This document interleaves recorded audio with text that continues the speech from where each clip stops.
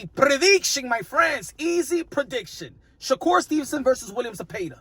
Shakur Stevenson is going to win and win big.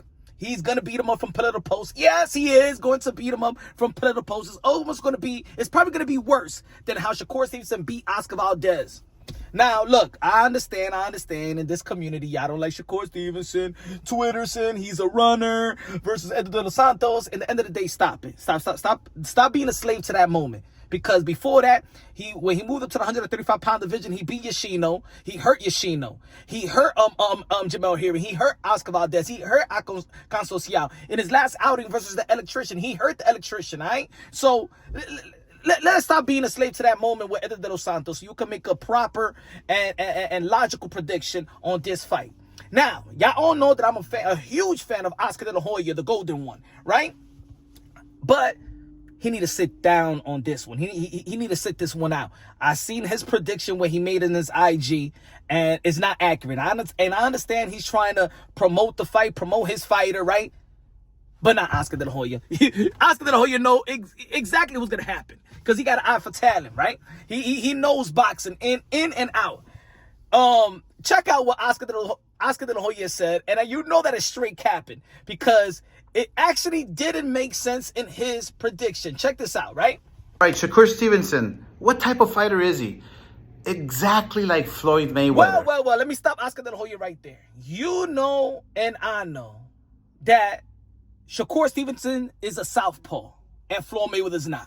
So right there, he's all off. He's off the mark. Shoulder roll, all that good stuff, right? Has a beautiful jab, right? Pop shots you with the right hand. Oscar, I got to stop you on this one. Because he's a southpaw, he doesn't pot shot you with the right hand. He pot shot you with the left hand.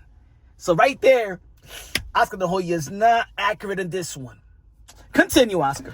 Keeps throwing that jab because this shell here cannot block a jab to save your life. What happened to William Zepeda when he actually threw the jab versus Tevin Farmer?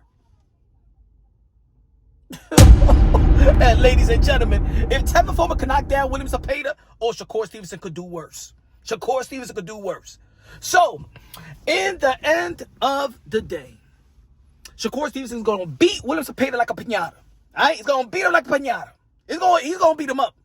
And I think that Shakur Stevenson got a chip on his shoulder. He's been criticized. He's been vilified. He's been one of the most devalued fighters of this young generation. Even though that he's a 3-division world champion, super featherweight, unified the titles versus Jamel Herring and Oscar Valdez, right?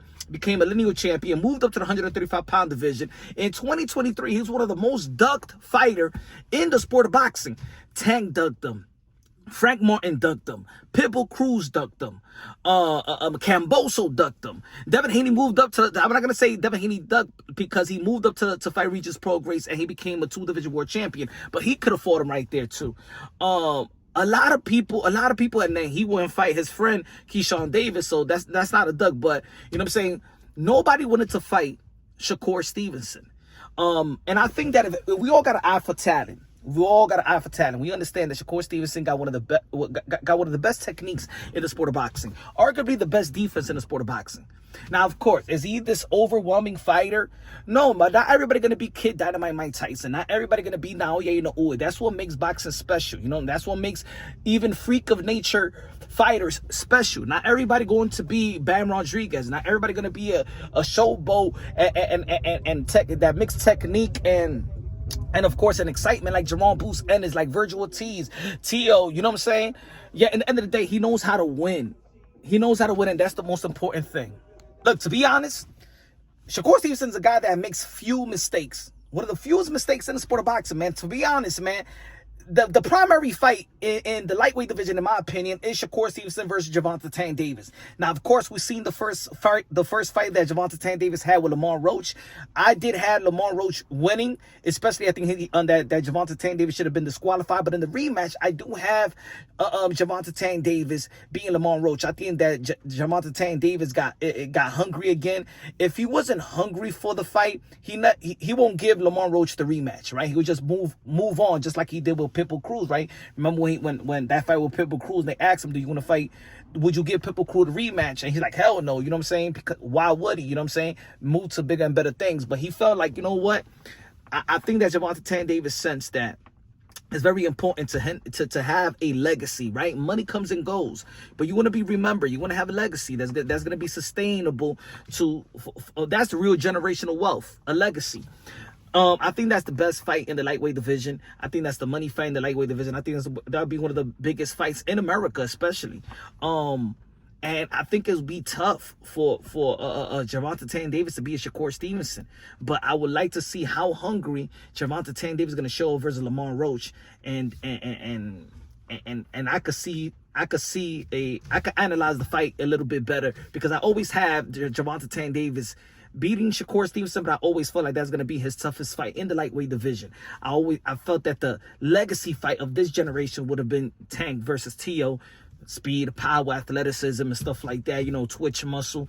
They got things that you can't teach because they God-given ability and stuff like that. But when it comes to Shakur Stevenson, man, he's almost nearly a perfect fighter. You know, the only thing that's missing that he's not a overwhelming fighter. But remember, he's now entering his prime. Let's see. Let's see how he does William Zepeda, who was regarded back then a boogeyman before the Tevin Farmer fight.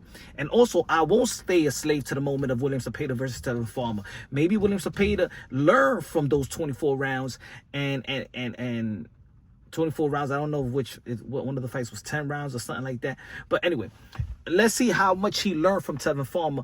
And look, if Tevin Farmer was some kind of a tune-up for Shakur Stevenson, I think that was the best tune-up, and I think that was the best opponent to prepare you for a Shakur Stevenson, in my opinion. So William Zepeda should look better than his last two outings. And let's see, but I still got Shakur Stevenson beating William Zepeda easy. Let me know what y'all think, man. Subscribe to the channel, smash the like button. Love you, God bless, and on to the next.